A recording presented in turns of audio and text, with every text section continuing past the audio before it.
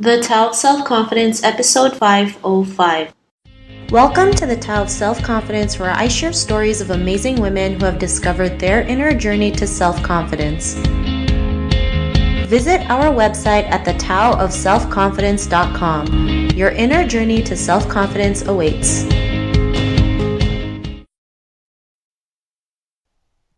Well, hello, friend. Welcome to the Tao of Self-Confidence, where I share stories of amazing women who have discovered their inner journey to self-confidence. I'm your host today, Sheena Yap Chan, and today I have an amazing lady on the show today. She is a product designer, a lifestyle blogger, and also a student, and I'm really excited to have her on and share her story with us today on self-confidence. So without further ado, I'm going to introduce you to Vanessa Qin. Vanessa, how are you today? Maybe you can fill in a little bit more about yourself to our listeners.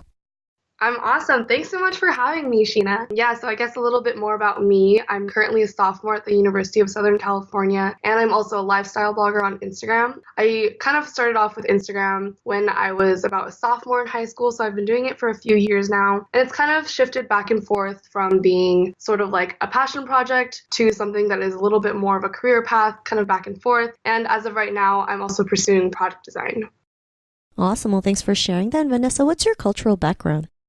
I am a first generation, the American born Chinese. Awesome. Well, thanks for sharing that. And what would be your favorite self-confidence quote?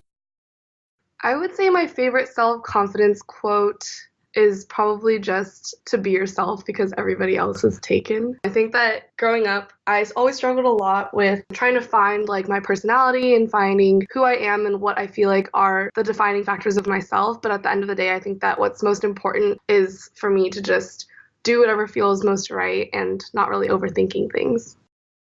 Thanks for sharing that. And that's a great quote. I know as women, especially Asian women, we like to feel like we have to be somebody else to be, to feel worthy and to feel enough, knowing if you just do you, your true self, everyone will love you just the way you are. So thanks for sharing that. And in your own words, how do you define self-confidence?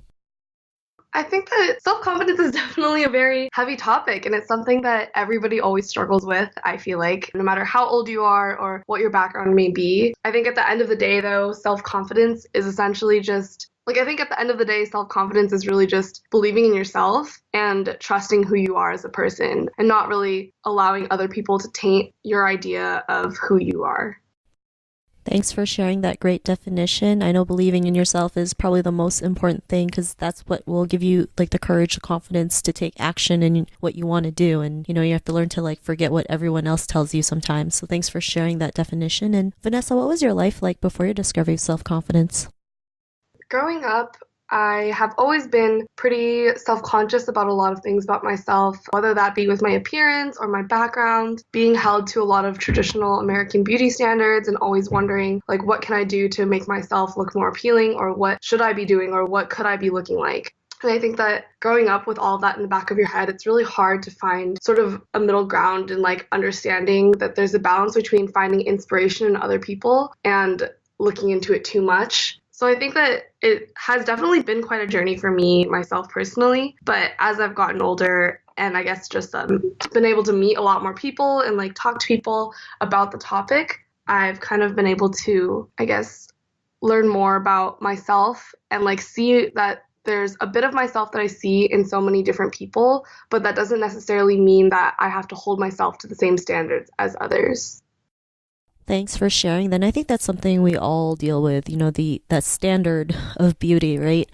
People tend to forget that, you see a pretty woman on the billboards and they look perfect, but you don't realize how much they've altered that person or airbrushed her body or, changed her face to have the idea of perfection. And it's something we can't attain because it's not like we can magically, airbrush our own bodies, or, Photoshop our faces. And that's why we have to realize, like, not everything looks as it appears. There's always like something in the back, right? Just because it looks pretty on the outside, you don't know what goes behind the scenes. And I think as more people realize that, they can feel better and realize like not everyone is perfect. And, perfection's not even something we can attain. So, what was that point in your life when you realized you were beautiful just the way you are and, pursue a career in blogging and, product design? What was that aha moment? I don't know if I necessarily had exactly one aha moment, but I would say that it's just been a very progressive journey and it's something that I take day by day. Some days I wake up and I totally hate myself, and then other days I'll wake up and I feel great. And I think that it's really just about learning to understand that it's okay to have both of those differentiations in how you feel and being cognizant of the fact that your feelings will always change about yourself, and that's totally fine. Yeah. Thanks for sharing that. And I love how you mentioned you take it day by day. You know, a lot of people feel like they have to make a big leap to feel better, but it just takes, small steps or one day at a time. And the more we just take these small steps, that's when we can yield those big results, because we take small steps every single day and it helps us better, right? Than to like take that leap and then we feel bad about ourselves because we didn't get to do that. So I really like that you mentioned that. And, because of that realization, what's your life been like now?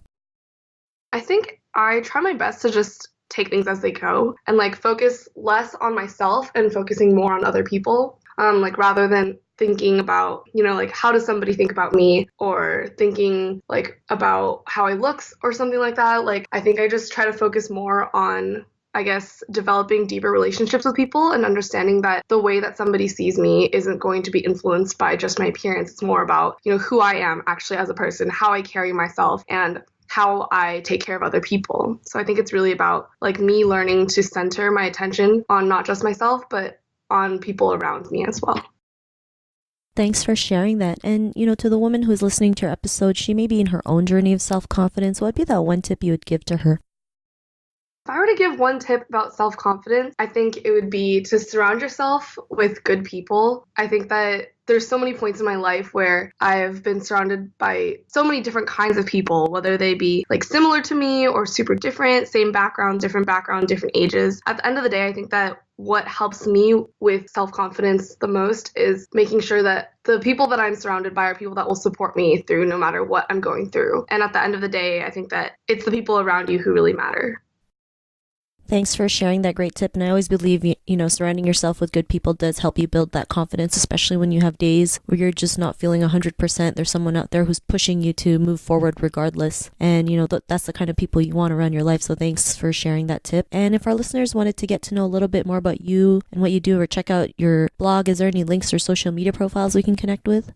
Yeah, definitely. I think the best way to find me would be on Instagram. You can find me on Instagram at VQEU. And yeah, feel free to reach out to me, DM me, whatever it may be.